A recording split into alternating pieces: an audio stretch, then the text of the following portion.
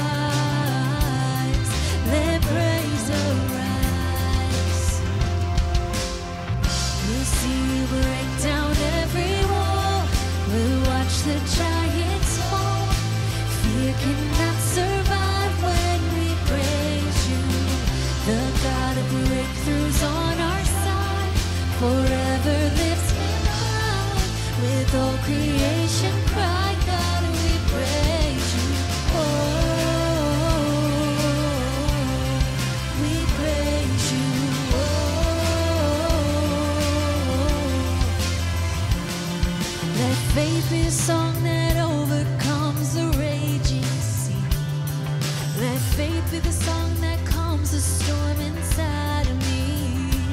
Let it rise. Let faith arise. We'll see you break down every wall. We'll watch the giants fall. Fear cannot survive when we praise you. The God of breakthroughs on our side. Forever lift him high. With all creation cry, God, we praise you. Oh, we praise you. Oh, this is what living looks like. This is what freedom feels like. This is what heaven sounds like. We praise you, we praise you. This is what living looks like. This is what freedom feels like. This is what heaven sounds like. We praise you, we praise you. This is what living looks like. This is what freedom feels like. This is what heaven sounds like. We praise you, we praise you. This is what living looks like. This is what freedom feels like. This is what heaven sounds like. We praise you, we praise. We'll see you break down every wall. We'll watch the giants fall. Fear cannot survive when we praise you. The God of breakthroughs on our side. Forever lift him high. With all creation cry, God, we praise you. We'll see you break down every wall. We'll watch the giants fall. Fear cannot survive when we praise you. The God of breakthroughs on our side. Forever lift him high. With all creation cry, God, we praise you. Oh, we praise you. Oh, we praise you. Oh, we praise you. Oh, we praise you.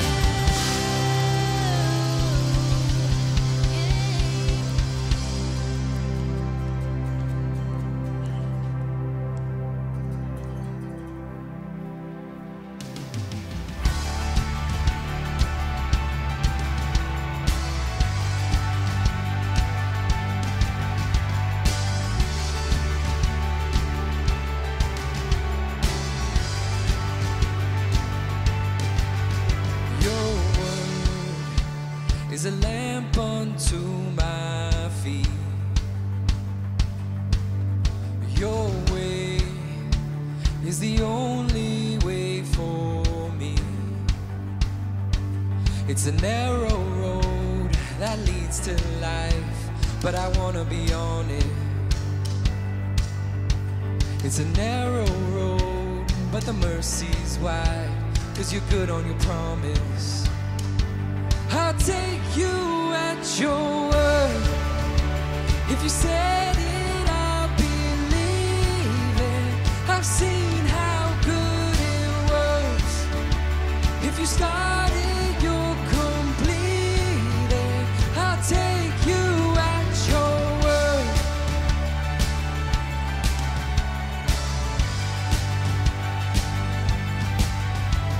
You spoke, and the chaos fell in line.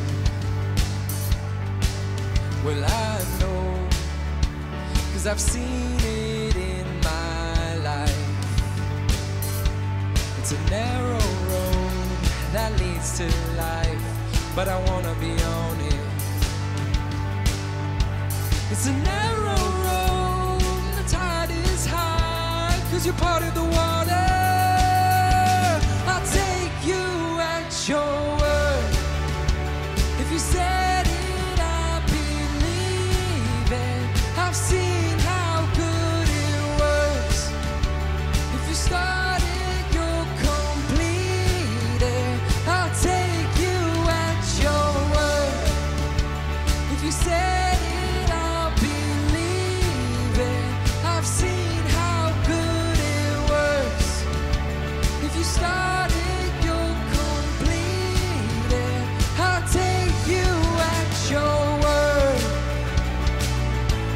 'cause you're good on your promise.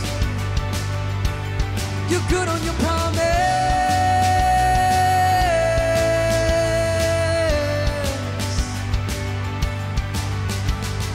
You said your love will never give up. You said your grace is always enough. You said your heart would never forget or forsake me. You said I'm saved, you call me yours. You said my future's full of your hope. You never fail, so I know that you'll never fail me. You said your love will never give up. You said your grace is always enough. You said your heart will never forget or forsake me. You said I'm saved, you call me yours. You said my future's full of your hope. You've never failed, so I know that you'll never fail me. I'll take you at your word. If you said it, I believe it. I've seen how good it works. If you started, you'll complete it. I'll take you at your word.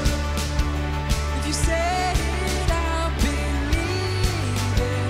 I've seen how good it works. If you started, you'll complete it. I'll take you at your word.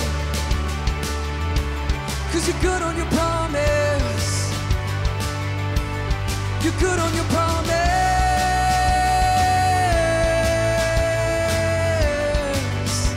I'll take you at your word.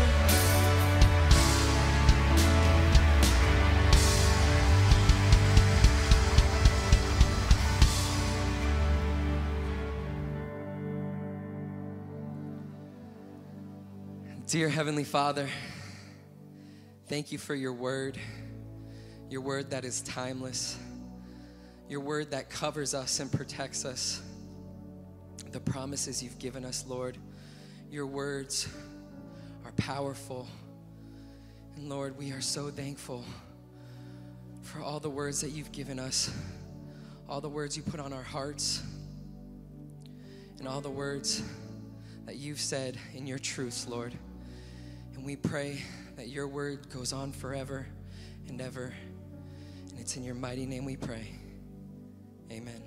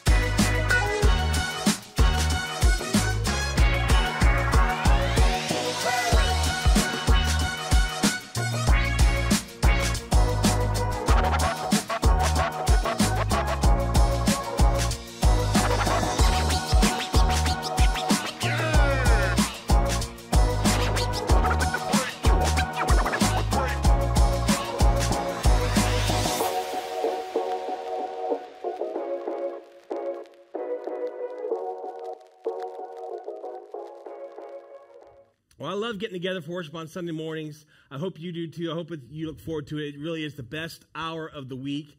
I really look forward to having you here. And it matters that you're here. When you walk in the room, it just lifts my spirits. So thank you for coming. It's one of those things where it's just when we all get together, it's just something special going on.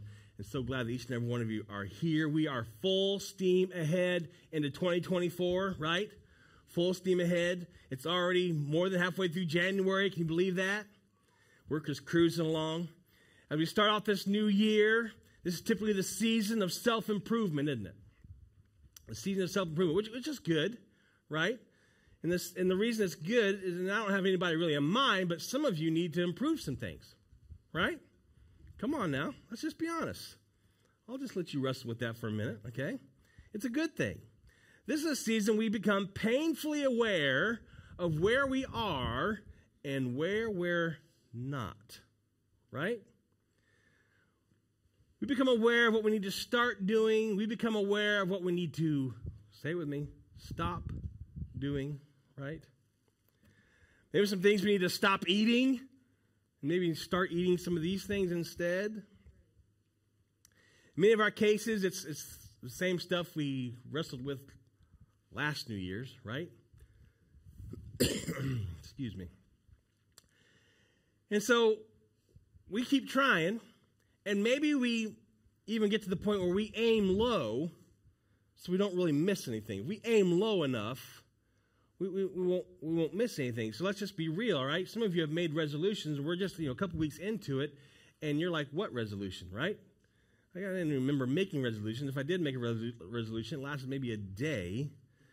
Some of you didn't even bother to make a resolution, right? You're like, I'm not even going to bother doing this anyways because I know it's not going to stick, so I'm not even going to bother with it. But whatever your situation is, maybe if you've already broken one, or maybe you're trying still to keep one, or maybe you didn't even make one, I hope you're at least thinking about what you want to do differently this year than you did last year in some way, form, area of your life. You want to make yourself a better version of you. And again, it's a good thing. That's a good thing to stop and reevaluate and think about what you need to start doing and stop doing what you need to eat differently, right? And it's just good to start thinking that way. Maybe you want to get out of debt, something like that. Those are good things. But basically, for the whole month of, well, maybe for the first couple of weeks of January, I won't say the whole month, maybe for the whole month of January, the question we really end up focusing on is this question: what should I do about me? What should I do about who? Me. What do I need to do? What do I need to change? And that's an important question to ask. In fact, multiple times here at our church, we actually talk about some things that you need to work on, right? What can you do to make yourself better? What can you do to have a deeper relationship with God? What can I do to use my time better? What can I use to spend and manage my money better? There's some things that you need to do. In fact, a couple weeks ago, we talked about establishing some holy habits for 2024. And if you missed that message a couple weeks ago, check it out, Holy Habits, on our YouTube channel. And as your pastor, I want to say, go for it. Develop those holy habits. In fact, break some of those bad habits and replace them with these holy habits. I really believe your life's going to change. All right, so what should I do about me is really a valid question. And questions like, how do I get slimmer? How do I get more healthy? How do I get better, in better shape? How do I get smarter? How do I get out of debt? Those are all good questions to ask. But as we start this series, I don't want our question for 2024 to just stop with that question. What should I do about me? Because really it all comes back to who? Me. And we just got done singing that's all about who? Him. You with me?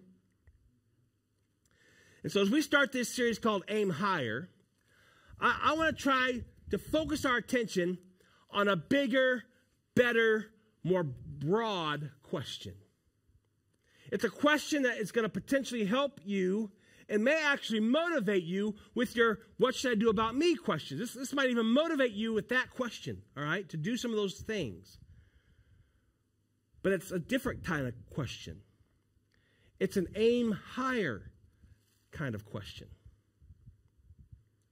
So just a little heads up about this question. This question is going to mess with you. Okay?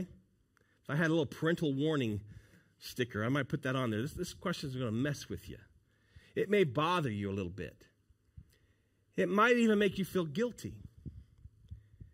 Hopefully it motivates you. It certainly is a little bit threatening.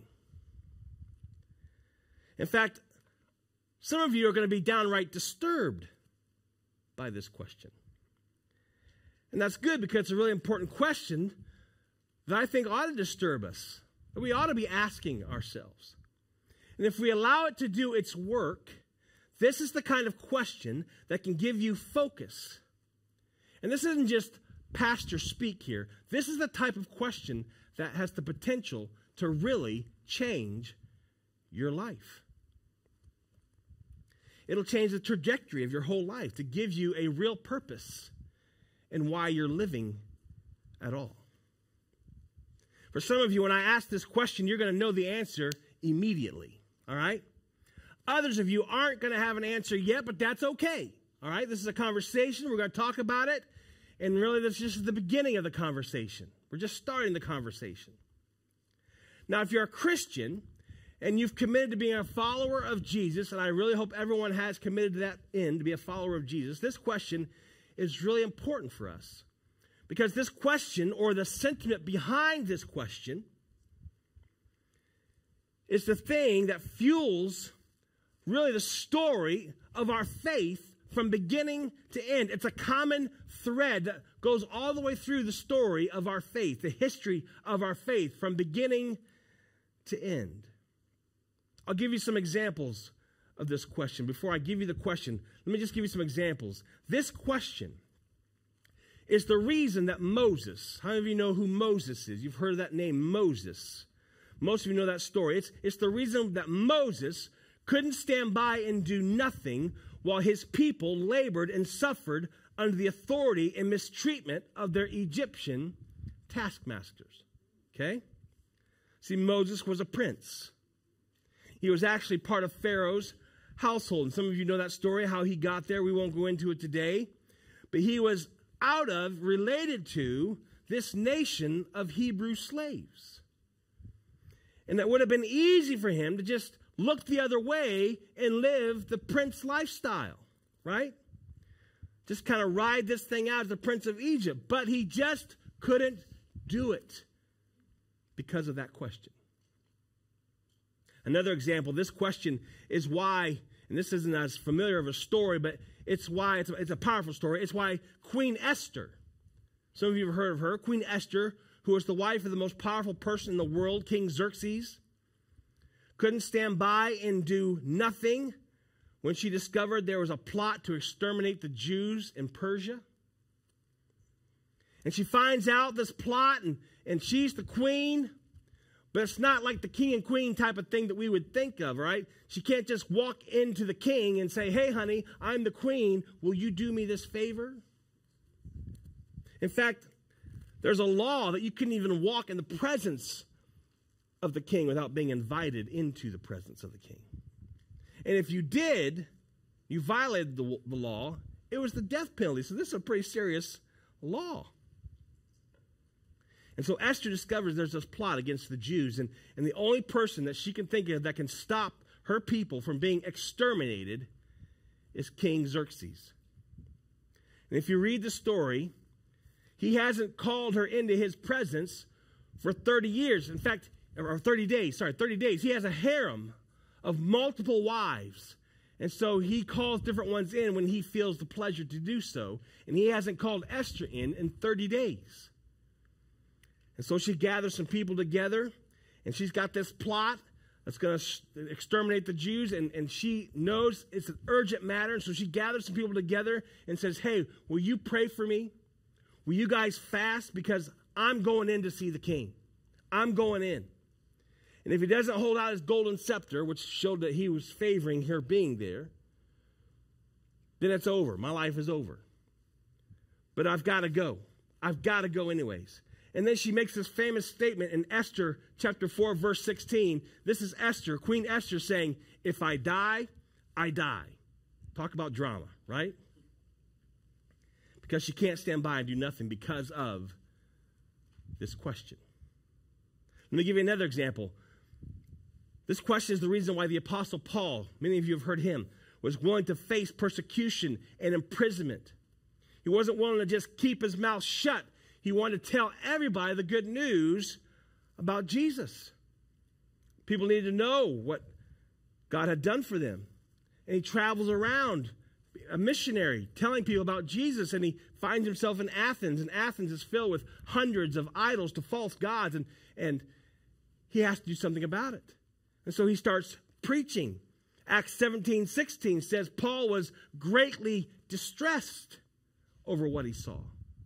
He had to tell him the good news about Jesus.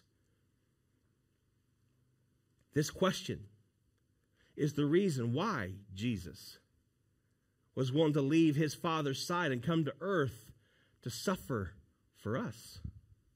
He traveled around healing the sick, proclaiming the good news about the kingdom of God.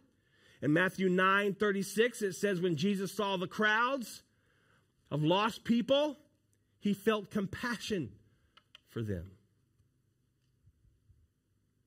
The answer to this question is really why we started this church in this movie theater.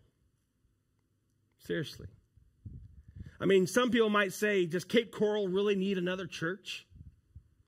But we really felt that God was calling us to reach more people with the good news about Jesus Christ so that other people could experience a full life in Jesus Christ. We couldn't just keep it to ourselves. More people needed to know. And until everybody in Cape Coral knows Jesus, there's still work to be done, right? In fact, we're going beyond Cape Coral. We've got people in the whole county coming to this church. There's a lot of people. There's a big mission field. There's a lot to do. And the answer to this question is why we do what we do.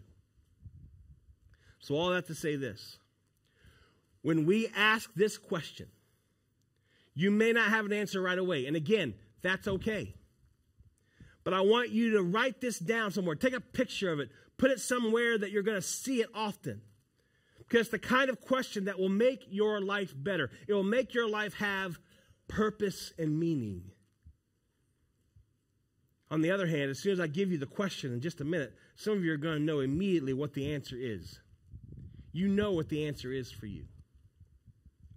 But you might think that the problem is just too big, or it's too complicated, or you can't do anything. And I'm here to tell you, with God, all things are possible, and everybody can do something. And then you might be the opposite. You may know the answer to the question. You may know exactly what needs to be done, but it scares you to death. I told you, this question might terrify you. And it should. Because it's probably going to cost you.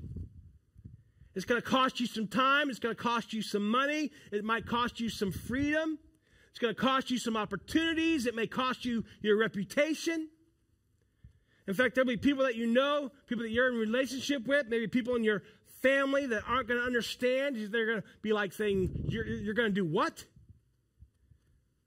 You're going to start donating to what? You're going to take a week off of your vacation and go and do what? They just won't understand. It's going to cost you something. And I get it. That's kind of scary to start thinking along those terms. But here's why that's okay. Here's why it's worth it. And here's something I think we all have in common here today. The people that you admire most are not the people who got in shape. Or they're not the people who got out of debt and just went on with their lives. The people that inspire you are not those who devoted themselves to just becoming the best version of themselves and then just went on with the better version of themselves. Those stories don't inspire us. No, the folks who inspire and amaze us are the folks at some level who have the courage to ask, answer, and act upon this question. They're the people that made the world different, that made the world better. And if not the entire world, at least the world for somebody. Somebody's world they've made better. Maybe even yours. And just to be fair, again, it's absolutely appropriate. It's absolutely the right thing to ask the question, what should I do about me? All right? It's absolutely appropriate to ask that. But we can't stop there.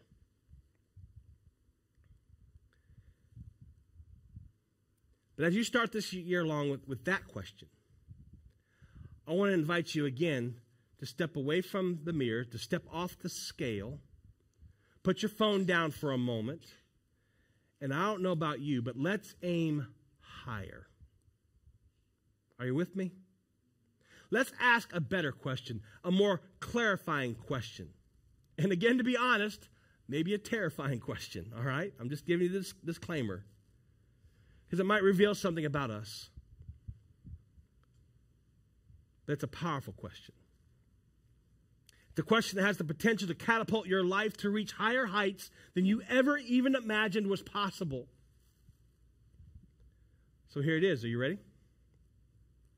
Are you ready? Yes. Okay. What breaks your heart?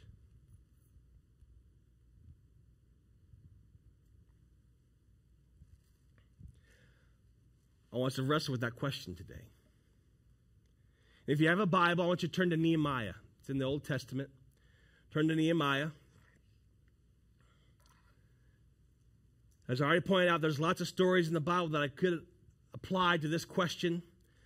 But today I want to look at what perhaps is one of the greatest leadership stories in all of ancient history, maybe ever of all time. It's the story of Nehemiah. And Nehemiah was an actual person. He was a Jewish person that lived just an ordinary life. He was an ordinary guy. But he was an extraordinary leader who did extraordinary things. And he was fueled and motivated by the question, what breaks your heart?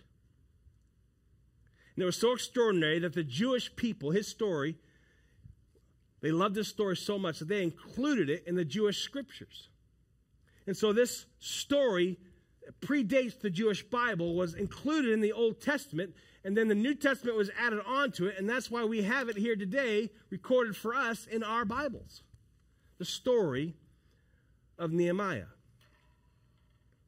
It's a story about hard work, a story about discipline, a story about vision, all kinds of stuff is in this story. If you've never read the story of Nehemiah, I would encourage you to do so. It's a really powerful story.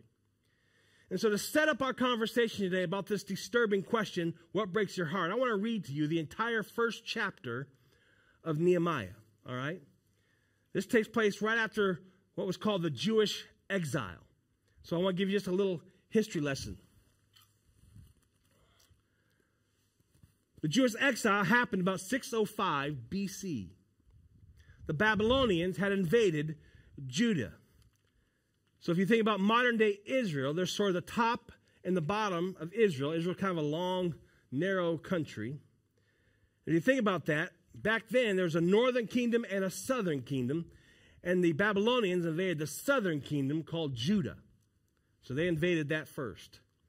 And so for about 70 years, the nation of Israel kind of shut down.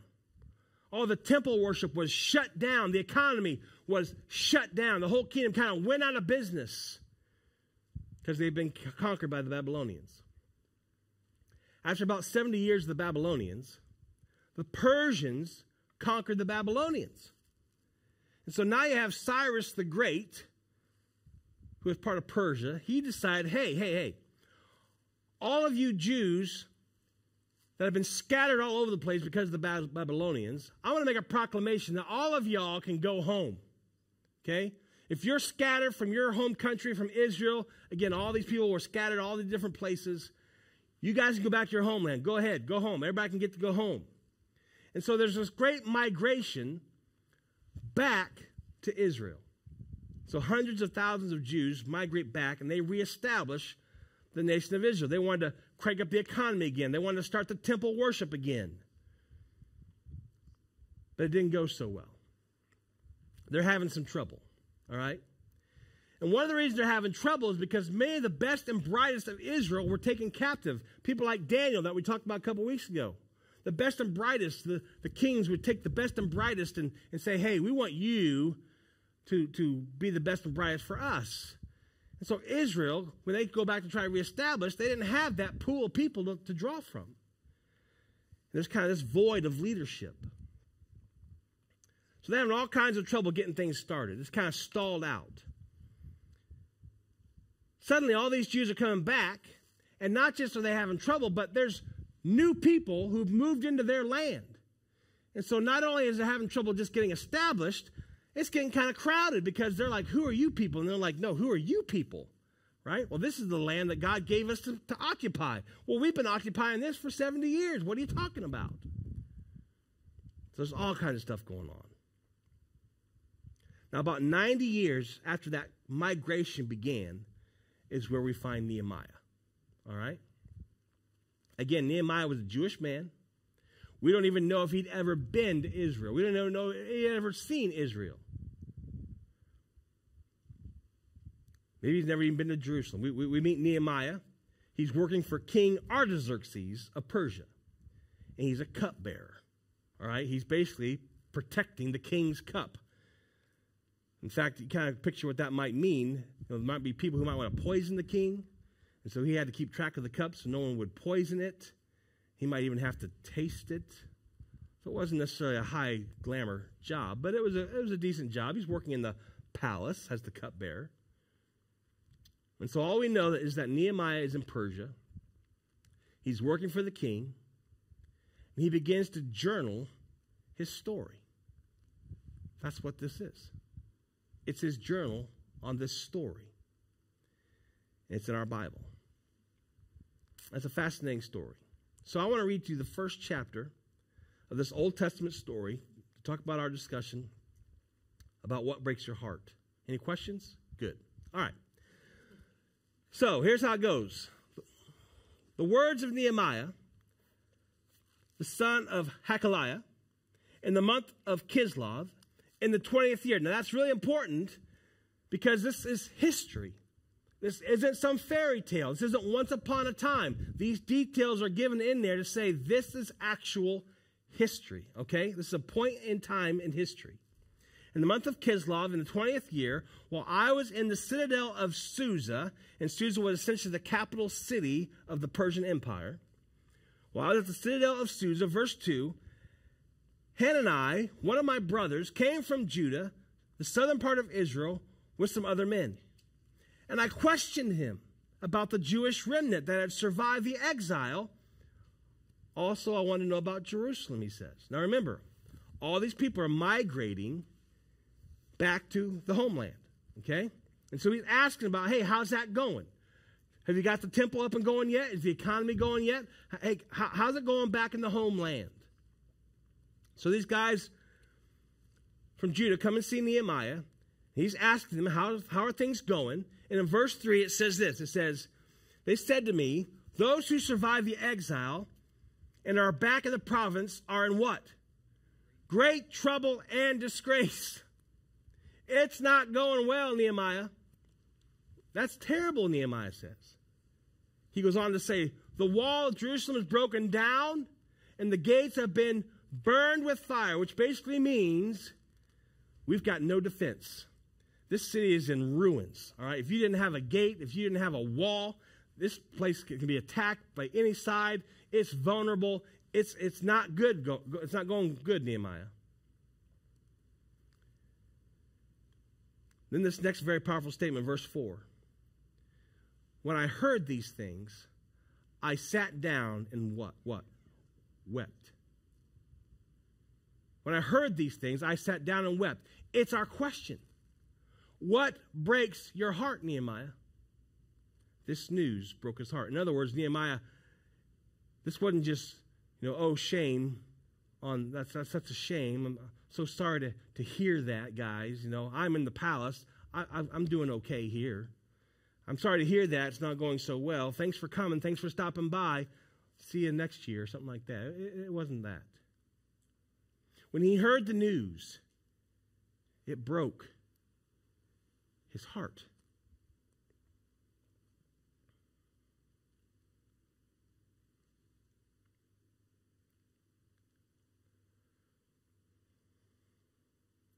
The story continues. For some days, I mourned and fasted and prayed before God of heaven. Then I said, and then he journals his prayer. He prayed for his nation, probably a nation he'd never even been to. Then I said, Lord, the God of heaven, the great and awesome God who keeps his covenant of love with those who love him and keep his commandments. Now, Nehemiah is reminding God, okay, God, you keep your promises, right, God? Right, God? I'm just reminding you, God, you keep your promises, right? Keep your promise here, God. And he uses the word covenant because God had established a covenant with Israel. So he's saying back to God what God had originally said to the nation, because in the Old Testament, God had set up what is a conditional relationship with Israel. That kind of went like this. God said, okay, here are my laws. If you keep my laws, you get to live in your land. But if you break my laws and you abandon me, then I'm going to take your land away, and you're going to be sent around to other nations around the earth, which, as we know already, is exactly what's happened, right? Pick it up in verse 6 again. Nehemiah says, let your ear be attentive and your eyes be open to hear the prayer your servant is praying before you today, day and night, for your servants, the people of Israel. Again, Nehemiah is moved. This isn't just some ho-hum, I think I'll just make sure I pray for the homeland. He's moved. He's praying day and night. And then he does something interesting. He says this. He says, I confess the sins we Israelites, including myself and my father's family, have committed against you. Okay? I'm not pointing fingers here, God, okay?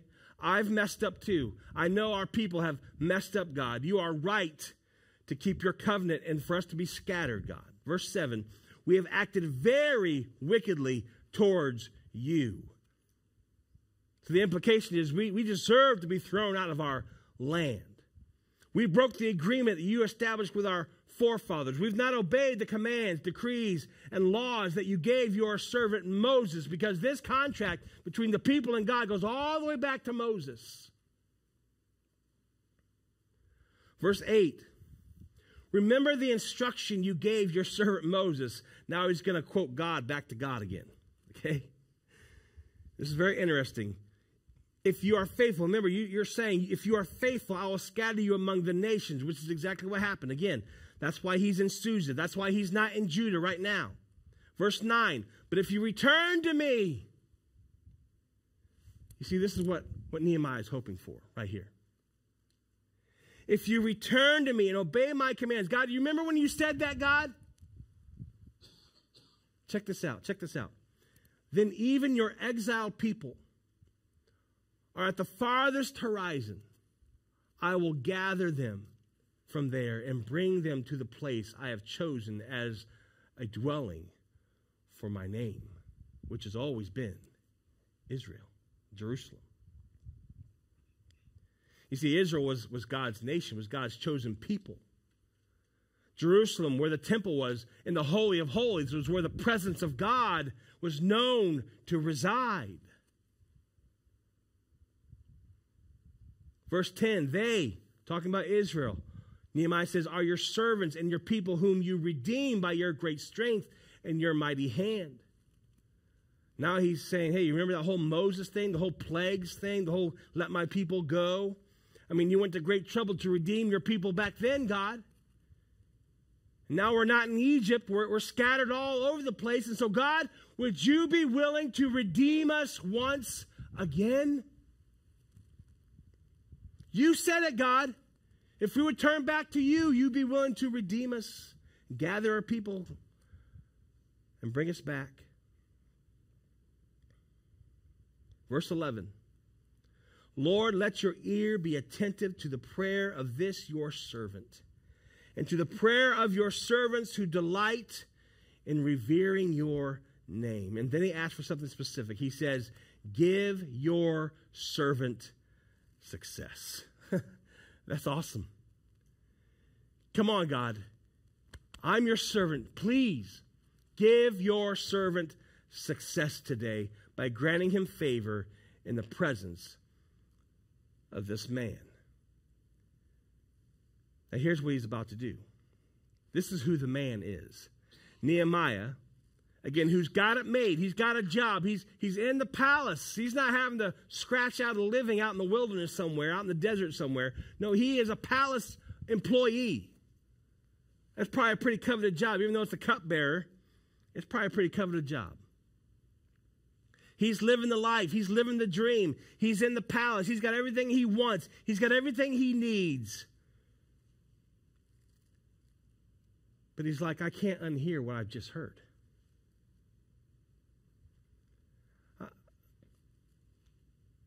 I'm cupbearer to the most powerful man on the planet. I see this man every day. And so he's about to go into King Artaxerxes and say, hey, King Artaxerxes, I need a leave of absence. Is that okay? It's probably an indefinite leave of absence, to be honest. I would like to leave my cush job here with you and leave this incredible palace here with you. I'd like to leave my family here perhaps, and I need to go to Jerusalem. You need to go to Jerusalem. I need to go to Jerusalem. My people are in trouble. And I can't just sit by and do nothing. I have got to act. I have got to do something. Now, this is unheard of. You didn't go to the king. The cupbearer didn't go to the king. People didn't go to the king and ask the king for favors. No, the king's the one that did all the asking and sometimes all the telling. People didn't go to the king for favors. But this was extremely risky. Not only risky, even if the king said yes, it would be a huge sacrifice for Nehemiah to leave this lifestyle.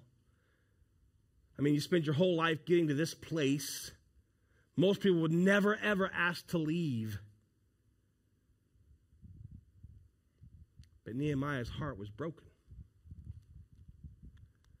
He felt compelled to act on what he heard.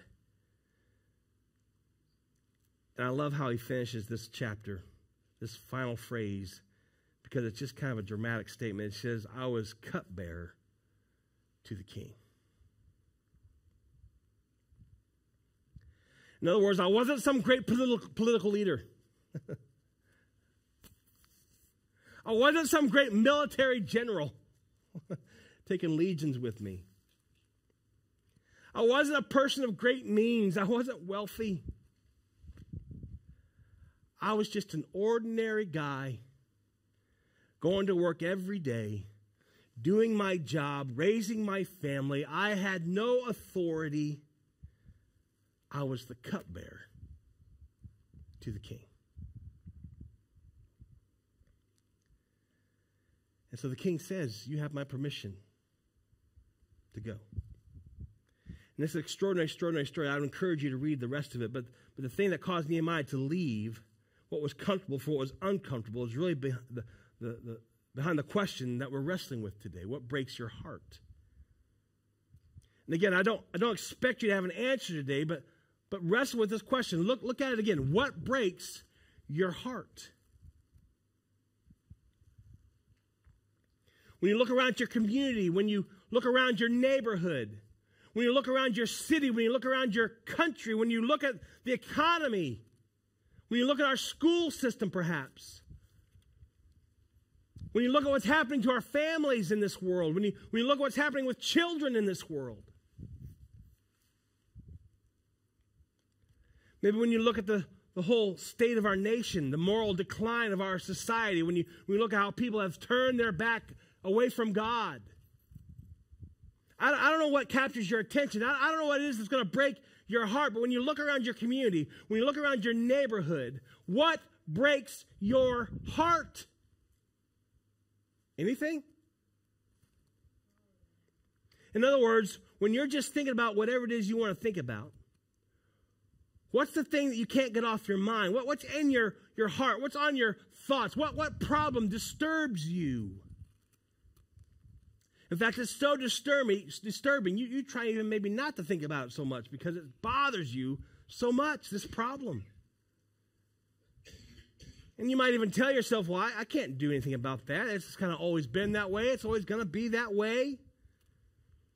Nothing's going to change. I'm just an ordinary person. I don't have any authority. I don't know anybody. I don't have any resources. I'm too young. I'm too old. I'm too middle class. I'm too busy. I'm too disconnected. And I want to say, with God, what breaks your heart? What moves you to motivate yourself to make a difference in this world? This isn't just, God, would you send somebody to go do that? This is, God, if you want me to do something about this, I'm willing to go.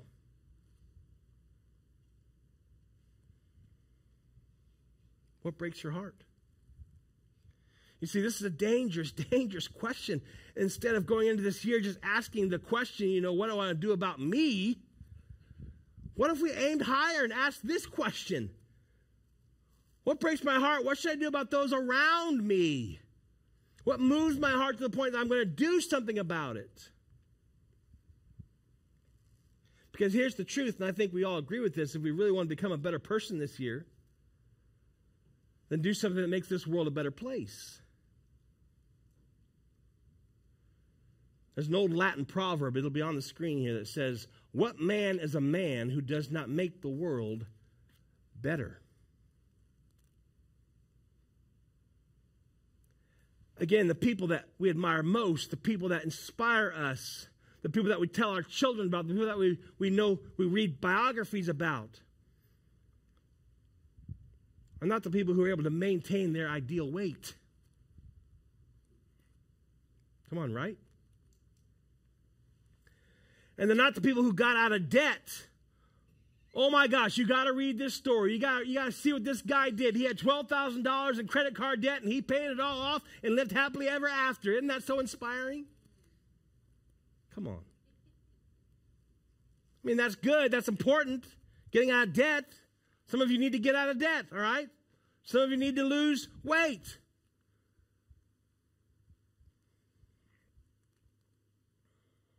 But listen, those aren't the stories that change the world. What inspires you? What inspires me are the people that we are grateful for, that made a difference in this world. Someone who made the world a better place, or at least made someone's world a better place. And everybody, I believe, has the potential to change at least someone's world. What breaks your heart? And again, it's okay not to know, but it's the question we should all be asking. And maybe you're like me. There's lots of things that bother me. There's lots of things that irritate me, right? There are things that offend you culturally that's going on in this world. There are things that bother you nationally, things that are going on in our culture. But is there one thing more than the rest that just eats at you? That you would say, man, that just shouldn't be in this world. Why doesn't somebody do something about that?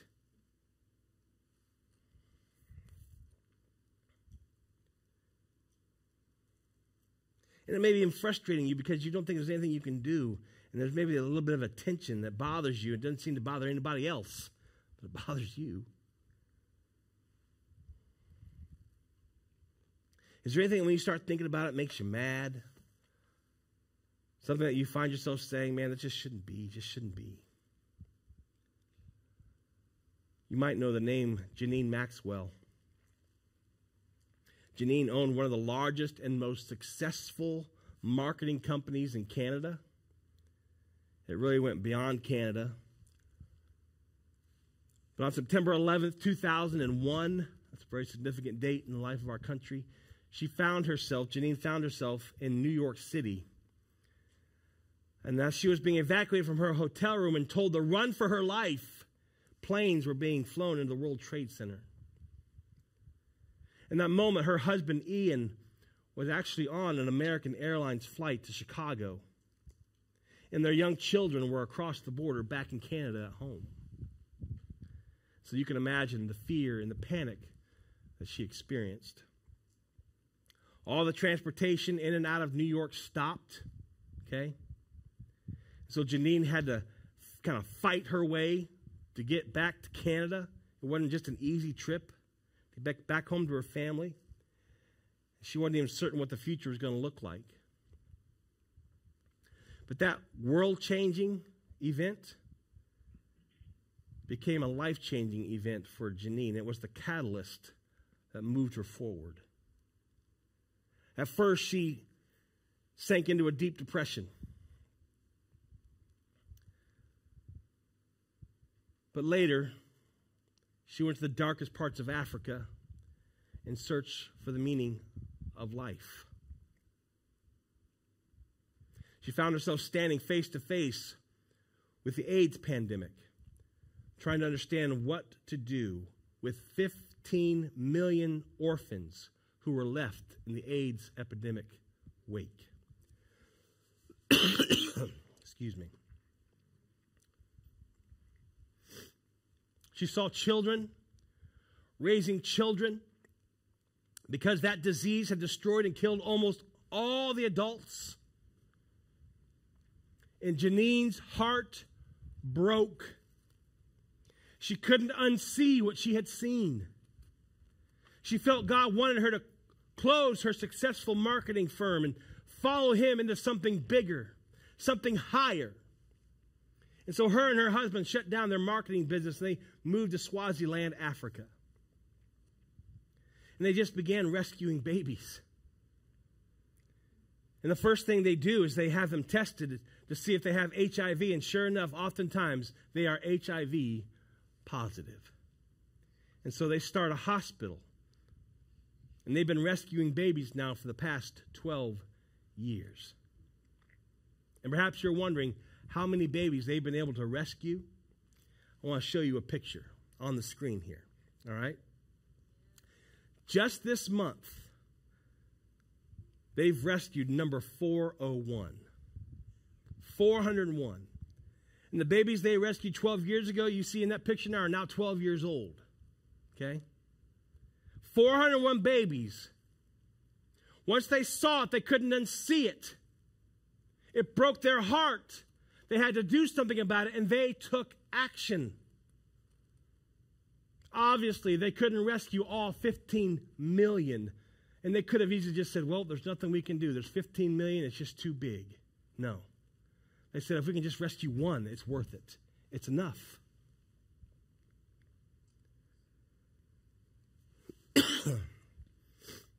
Janine wrote a book about her story. Years ago, when she first got there, she started writing, started journaling. It became a book. And she's written several books since then, but I love the title of her first book. It's the perfect title. The title of her first book is this: It's Not Okay With Me. It's not okay with me. So again, I want to ask you, is there anything in this world that's not okay with you? What breaks your heart?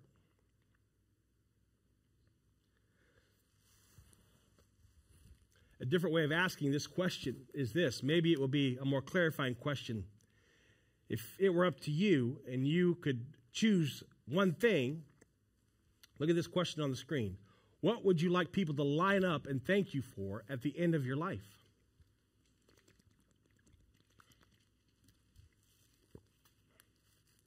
That's a great question, isn't it?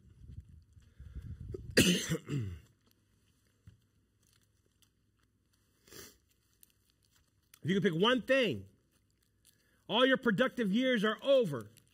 You're sitting on the front porch somewhere, and people are going to line up. People who have been in and out of your life through over the years.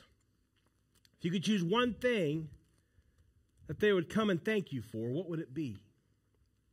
In other words, the one thing that you want to make a difference in this world with. What would you like people to thank you for at the end of your life? Here's another angle. Here's kind of a nuclear angle, all right? If you could push a button, just simply push a button. That's why it's nuclear, right?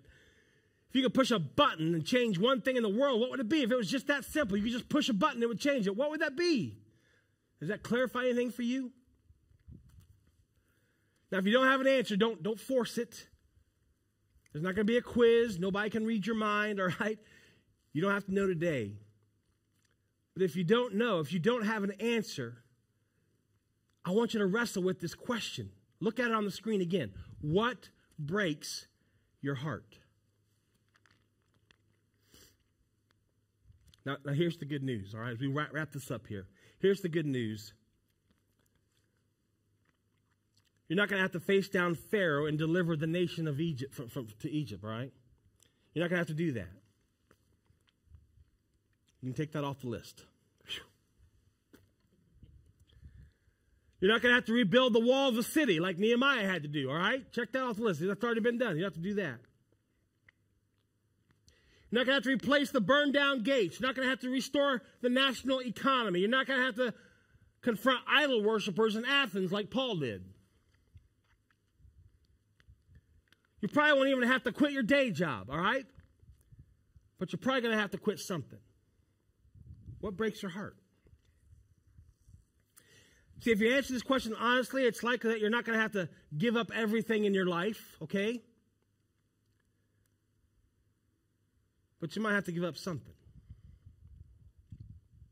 You probably won't have to leave the country. You probably won't have to even leave this city. You may not even have to leave your house. But I'll tell you what you will have to leave, all right? You're going to have to leave your comfort zone. That's a guarantee. And we kind of like our comfort zone, don't we? I mean, we're Americans, right? Most of us in here are Americans. We like our comfort zones. We kind of set our sights on securing our comfort zones. And I don't think that's a bad thing. We have the opportunity to do that. There's a lot of people in this world don't have the opportunity to set up a comfort zone at all.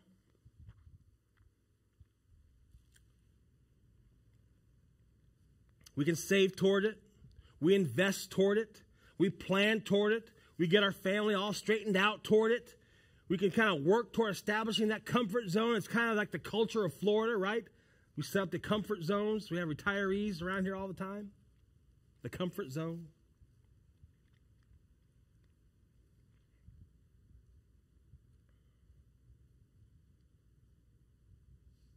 Some of you are close to establishing your comfort zone.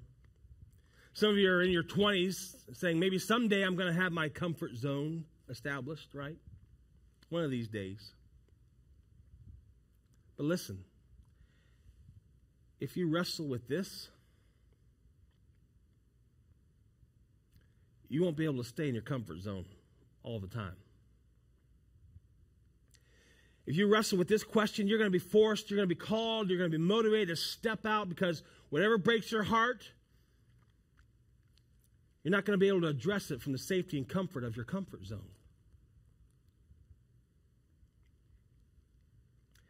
Again, you're not going to have to give up everything, but you're going to have to be willing to give up something. And here's the thing. Whatever you give up, you're not going to miss. Again, this is for the cause of Christ. This is something bigger and broader than just what should I do about me. Whatever you have to give up, whatever God says, hey, will you be willing to let go of that? You're not going to miss it. But if you ignore this question, if you ignore the tug, if you keep telling yourself there's nothing I can do, let me tell you what you will miss. You'll miss an opportunity. And here's the real tragedy. You won't even know you missed it. It came and went, and you were so locked in on your comfort zone and only asking the question, what should I do about me, that you missed a great opportunity of a lifetime, an opportunity to make a real difference in the world, an opportunity to give your life true meaning and true purpose, not for yourself, but for others. And missing that opportunity should scare you far more than the thing you might have to give up and to get out of your comfort zone. And here's why. We already know that at the end of your life, you're going to be celebrated for the difference that you made, not the dollars that you made. You're going to be remembered for what you gave, not what you saved. In other words, in the end, the value of your life is measured by how much of it you've given away. And this question, what breaks your heart, is an opportunity to leverage that opportunity while you still have the opportunity to do so. What breaks your heart? What breaks your heart? What breaks your heart?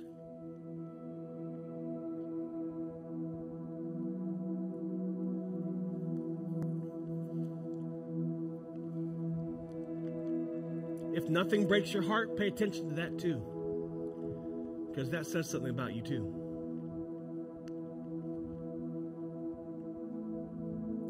But if we call ourselves Christians, we have a Lord who said that even the Son of Man did not come to be served, but to what?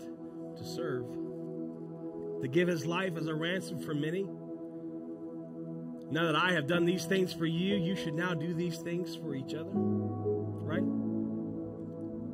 We call ourselves followers of Jesus. That's not even optional.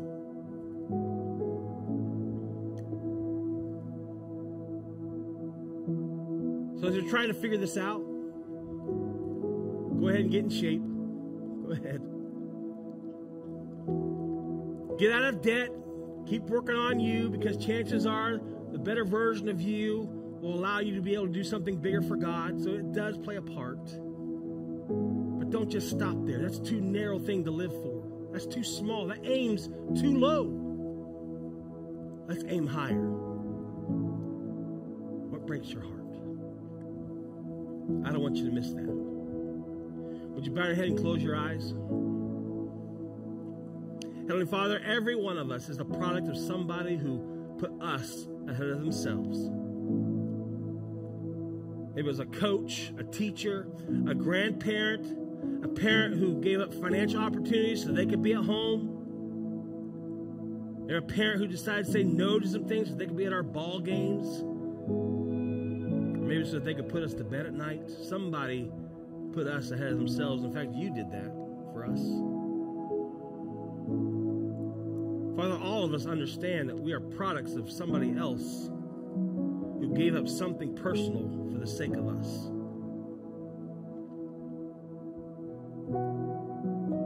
And so we know this is how you work, God, and we know this makes the world work better. And we want to be part of making a difference.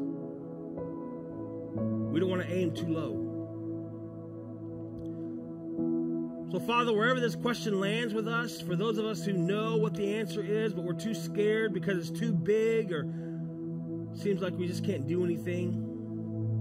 Or for those of us who don't know, but we want to know, God, we want to know what that thing is for us. Would you just guide us right now? Would you direct us into the right steps, the right path? Would you open our eyes to see the people in this world that are around us? And Father, may the things that break your heart break ours.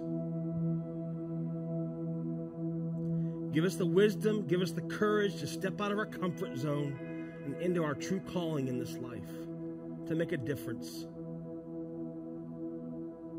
We're so grateful that you sent your Son to make a difference in our world, because our sin broke your heart. So give us the courage to follow you, to follow your example. We pray this in Jesus' name. Amen. Are you with me? Come on. Let's celebrate what God's doing. Are you with me? Before our usher team comes forward to receive our tithes and offerings and response cards, here's a few important things happening with our CE family. Whether you're new to CE or have been attending for a while, you're invited to join us for First Class. You'll learn more about our history, beliefs, mission, and vision of CE. This is also a great opportunity to meet some other great CE people. To let us know if you're interested in attending First Class January 28th, write First Class on your response card. Represent your church by sporting some CE merch. Check out the fresh new styles available. This is a great way to get the conversation started with people you encounter as you are out and about. It may even lead to an invitation to learn more about Jesus.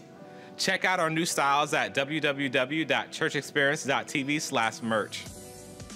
As our ushers come forward to collect our response cards and to receive our tithes and offerings, giving is a response to the overflow of gratitude that fills our heart.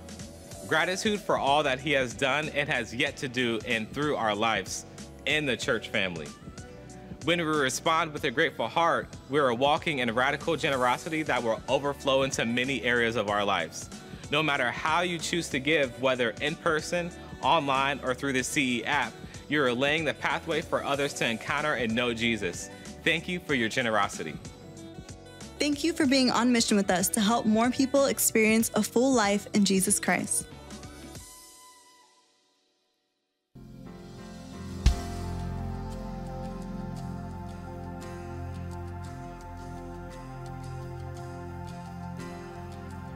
Who am I that the highest king would welcome me? I was lost, but he brought me in. Oh, his love for me. Oh, his love for me. Who the sun sets free, oh, is free indeed. I'm a child of God, yes I am. Free at last he has ransomed, his grace runs deep. While I was a slave to sin, Jesus died for me. Yes, he died for me. Who the Son sets free, oh, is free indeed. I'm a child of God, yes I am. In my Father's house, there's a place for me. I'm a child of God, yes I am. I am chosen, not forsaken. I am who you say I am. You are for me, not against me. I am who you say I am. I am chosen, not forsaken. I am who you say I am. You are for me, not against me. I am who you say I am. Oh, I am who you say I am. Who the Son sets free, oh, is free indeed. I'm a child of God, yes I am. In my Father's house, there's a place for me. I'm a child of God, yes I am.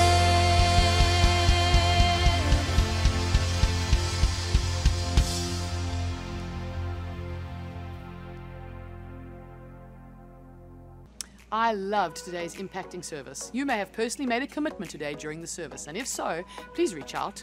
Also, if you have any other questions, comments, or prayer requests, go to churchexperience.tv/connect or scan the QR code on the screen. I personally love to stay connected by staying up to date on the CE social media, Instagram, Facebook, website, or app. It's been great to share another special service with our CE family today. I look forward to seeing you all again next week. Have a good one.